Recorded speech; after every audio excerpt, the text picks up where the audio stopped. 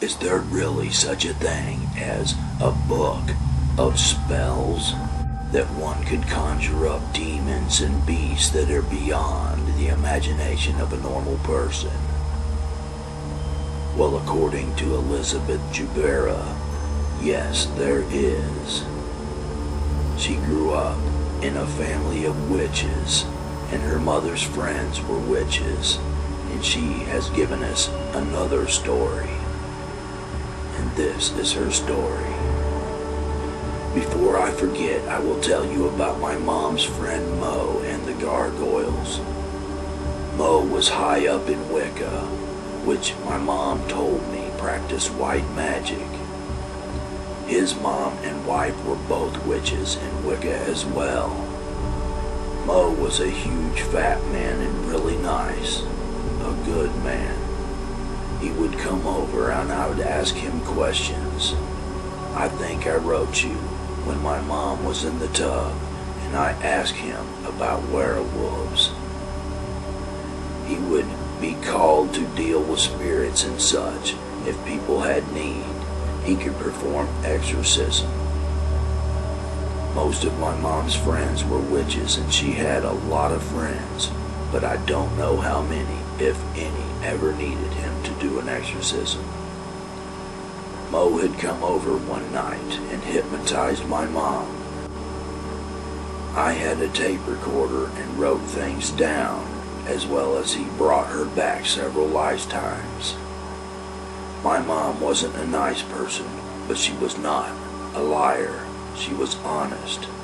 She wasn't faking it.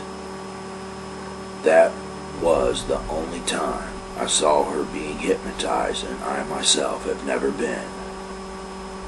My mom didn't talk much to me. She yelled, but every once in a while she wouldn't be so bored and we would have a conversation. I don't know what started the conversation, but Mo's name came up. I always had a fear of gargoyles. What kid doesn't? But I don't remember what we were talking about, which brought us to this very topic.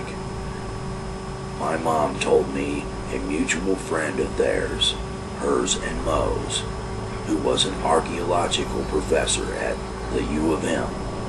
I don't know for a fact that he taught at the U of M. I never verified it. I do know his name, but I won't use it as it is not my place. Anyhow, this professor friend had been on a dig. I don't know where the site was. During the dig, he found a book. Apparently, it was a book of spells. He showed the book to Mo, who knew a great deal on the occult. Mo looked at it and told him to get rid of it. Mo told him it was not a joke. The professor didn't take it seriously, and that it was a very dangerous book, and not to mess with it. The professor had a huge house in St. Paul, Minneapolis, and decided to try out a spell. I don't know the details, but he ended up conjuring up several gargoyles, and they were jumping all over the outside roof of his house. He was totally freaked out and called Mo, and Mo went and got rid of them for him. Mo then took the book and destroyed it, though I don't know how he destroyed it.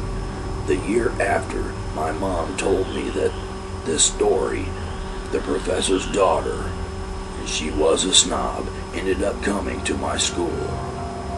I told a friend the story, and he told me about being in St. Paul one night and having a gargoyle run past him.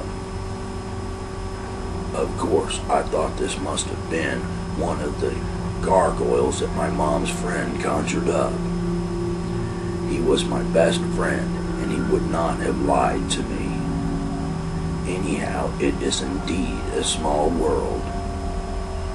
I never asked the daughter about it, though, as we never became friends. I don't even know if it's something that her dad would have told her about. Ignorance is bliss, and all of that.